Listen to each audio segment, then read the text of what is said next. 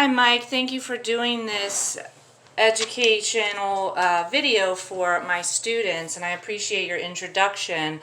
So, coming off of that introduction, how do you integrate the family member into that equation when you said that the addict starts to defend their behavior? Well, quite simply, at the point at which any addict begins to defend their behavior is when the family member's role kicks in. Because the relationship that family members are used to having with the addict or alcoholic is that of enabling. And they begin to help defend the behavior along with the addict. So family members have to, at that point, recognize that their goal is to begin to create what would be considered healthy boundaries in order to support what would be considered recovery. Now, in order to create healthy boundaries, you have to start with a solid foundation. And the foundation itself is about a belief system. First and foremost, family members have to recognize that they can no longer afford to make their decisions based on their feelings. They're going to have to make their decisions based on the facts. And why would you do that? Your feelings are not reality. Your feelings are real, and meaning that all of you probably remember at times in your life when you felt afraid, but shortly after found out there was nothing to be afraid of. So your feelings are reality. You really felt the fear, but ultimately it was not a fact. There was nothing to be afraid of. So you can't function with a relationship with an addict or alcoholic on your feelings. You have to function on the facts. So that is a foundation for healthy boundaries. The other one is you have to recognize at some point that you have to become comfortable with them being uncomfortable. Because the family members of addicts and alcoholics tend to always try to make them comfortable. So they compromise what would be considered appropriate boundaries and or ethics in order to create a comfort level. So the foundation of healthy boundaries is literally on altering that belief system. Now when I say that, healthy boundaries should surround multiple different areas. One, a relationship with me. How are you allowed to treat me? How are you allowed to talk to me? Two, a relationship around both of our health, meaning that we're no longer willing to compromise our mental and or physical health to make you feel better in the moment. So that may mean that you're going to have to go to as many meetings as you're going to have to go to, in spite of the fact that the addict or alcoholic may be resistant to going to as many meetings as they need. That may also mean that you're going to have to do those uncomfortable outpatient sessions where the addict or alcoholic, when it becomes emotionally uncomfortable, usually attempts to withdraw, resist, and or pull away from treatment. The family member has to at that point set what would be considered a healthy boundary and insist on their continuing. The other boundaries are around financial realities, meaning that at the point that I return home as the addict or alcoholic, I probably can't be trusted with money. Not because I'm a bad person, because of my inability to consistently make good decisions. Now that feels uncomfortable to be able to say to a loved one. But again, this is what I mean when I say healthy emotional boundaries. I need to be able to clarify to you that I am uncomfortable with my trust level with you right now, and I won't be able to do what you're asking until I get better with my ability to trust you.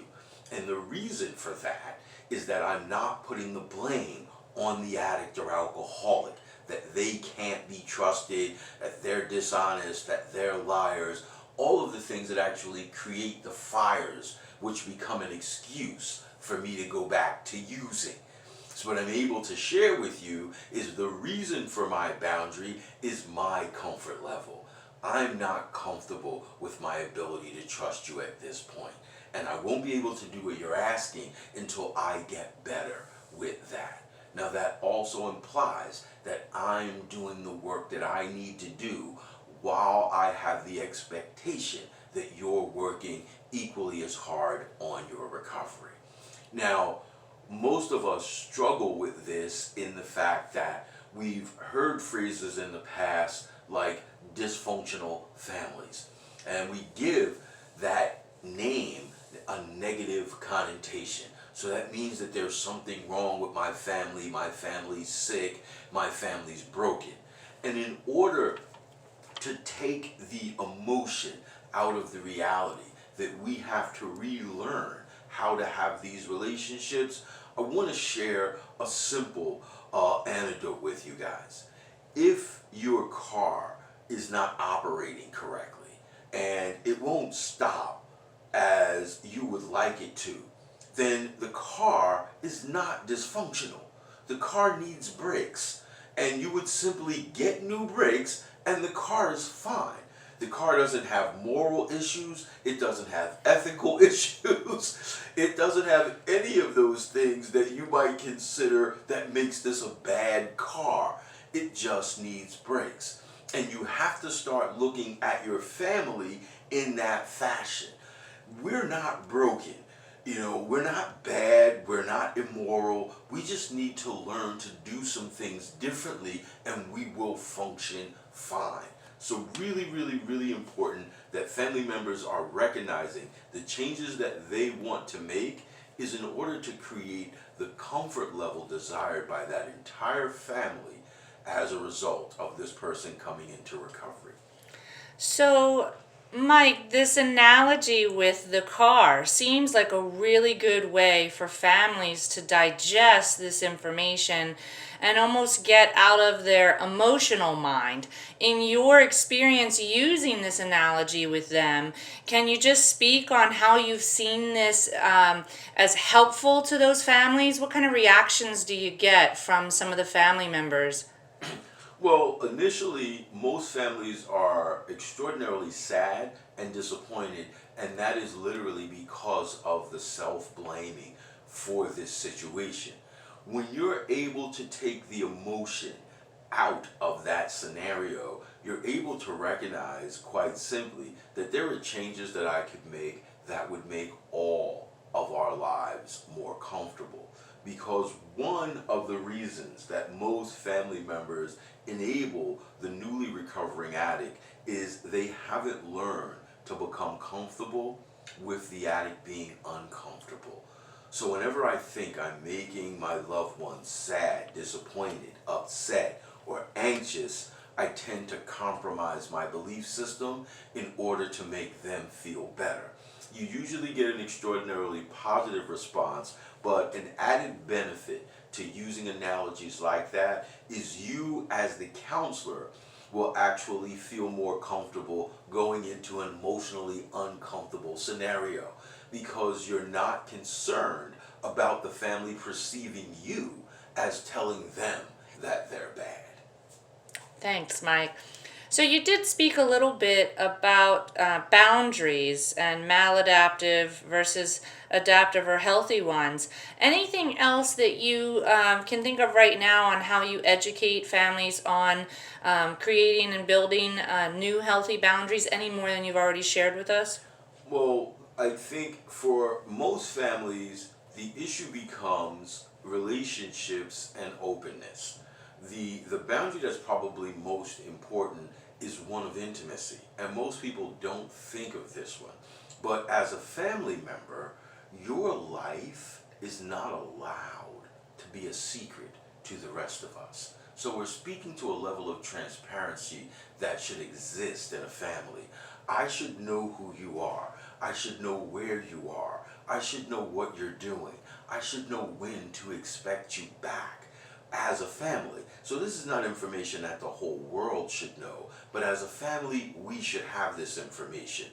What actually happens in an uncomfortable or unhealthy family scenario is the addict or alcoholic is actually living what would be considered a secret life, but they're calling it their private life.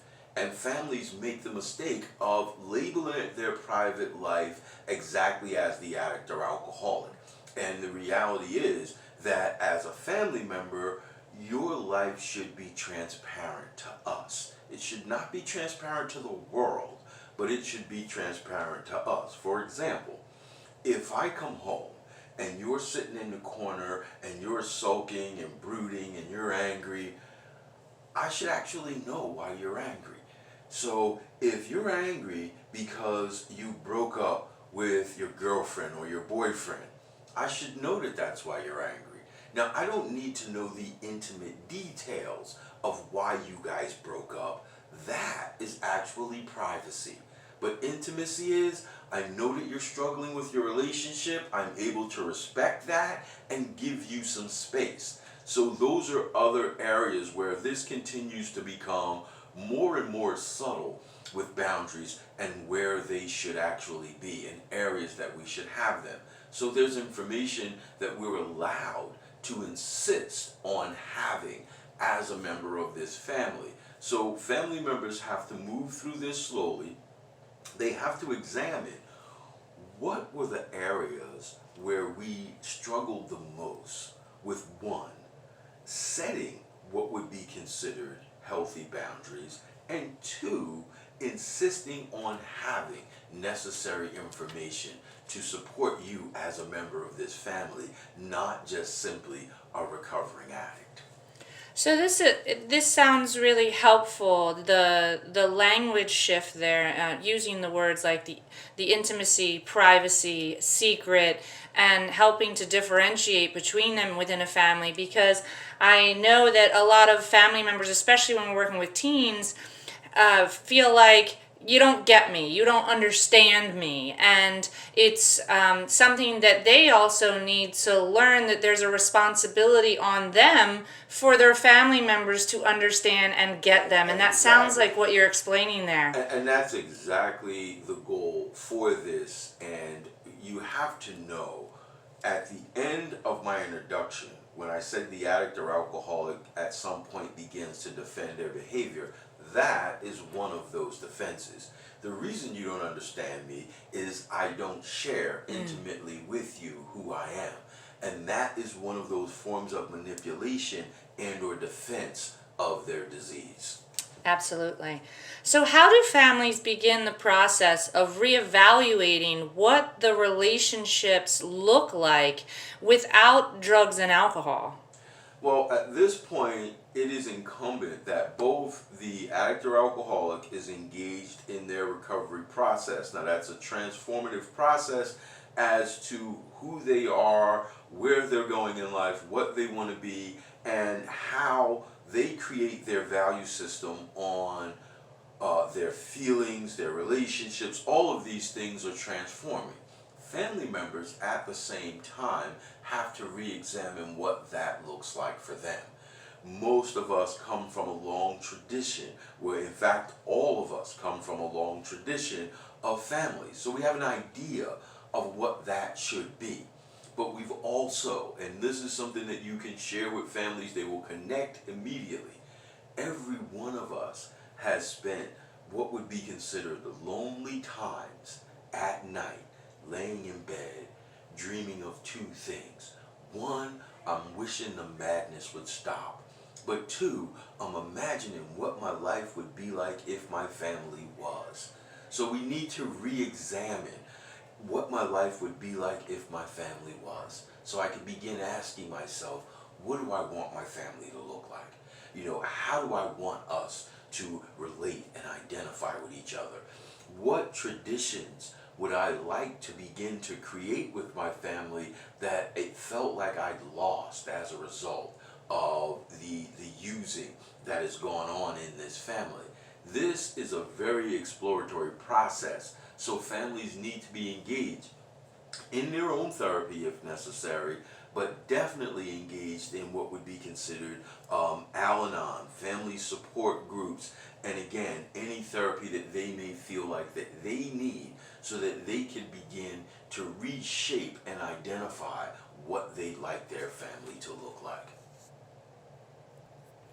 So, Mike, what is the counselor's goal in treatment and how you see it. And if you can add to that answer as a general answer, add to it, what about when you have family members that aren't so invested in the treatment plan as you lay it out for them, in your recommendations or in what you see as a healing process? How do you navigate that? Okay. Well, first and foremost, the goal for the counselor in treatment is to create what would be considered a healthy, sustainable relationship with the family and that recovering addict so that they can see a path forward in both living, enjoying, and having the life that they perceive as desired. Now, the more difficult path is that one that you described second. If you have a family that is not engaged in a recovery process, or at the very least not as engaged as your client, at that point you have to do a couple of different things. One, I'm going to have resources available to that client, because the client's going to have to learn to create a surrogate family. Now, they can find a surrogate family in a lot of different avenues, but one of the most common would be right there in the meetings, where I could pick myself a surrogate mom, a surrogate dad, and just the other family members right there from the meeting to become my surrogate family as far as a healthy role models. Problem with that is that you, as the counselor, are going to have to sit down with your client and navigate with them through the process of what does a healthy dad look like. And you're going to have to tease that, because the client will initially give you a perfect dad. So I can't have a perfect dad. So realistically, what's that look like? And a dad that does everything they're supposed to do actually does things that you don't like sometimes. Like dad says, no, you can't go here. You shouldn't do that. That's not a good idea. Or I'm upset with you when you behave like this. That's what a healthy dad looks like. And a client that is looking for a surrogate family is looking for somebody that's never going to make them feel bad. So that's not realistic. As the counselor, you're going to have to tease through that process with them so that they can come up with themselves what an actual healthy family would look like. So that what they don't do is one of two things. Either they will go into the meetings and they will literally re-pick their original family and they end up with the exact same scenario that they had back at the house. People that are not able to be there for them, people that are not able to support them, people that negatively criticize them and make them feel bad about themselves. They'll actually find people to fit those roles and re-pick them in the meetings. The other thing that they will do is they will attempt to pick what would be considered perfect family members that simply always agree with them, always give them what they want, and always make them feel good about all of their decisions, even when their decisions are not good.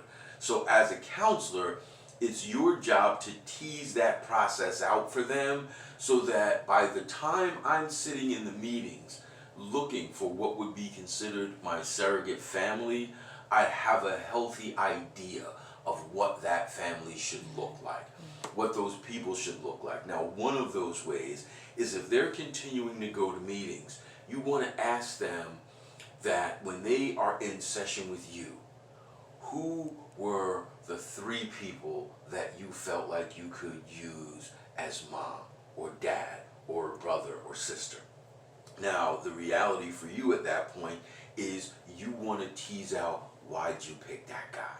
You want to point out why that person actually is and or is not a good fit for that role in their life, and allow them to be able to begin to surround themselves with supportive individuals that will support their positive recovery as they move forward. So that's a much more difficult process. A family that actually is engaged, what you will find is both parents and siblings will usually give more energy to improving the relationship, improving family life than the addict and or alcoholic. So that's a much easier scenario. But a family that is not engaged, you have to actually become the director in this process for your client to actually get to a spot where they're able to recognize what does a healthy family look like. Thank you. That was really great information about trying to help find the balance or find the middle point between relationships that are going to mimic their already unhealthy relationships and versus the other extreme of finding relationships that are now unattainable, or setting a standard or aim for relationships that are really unattainable because they're perfect. And they'll have had that relationship with you as the counselor, meaning that when they first come into treatment and you agree you want to help them and blah blah blah, and they love you, and the moment you say, well, my recommendation is that you not do something that they want to do, oh, I'm done, I don't like you, you don't, yeah.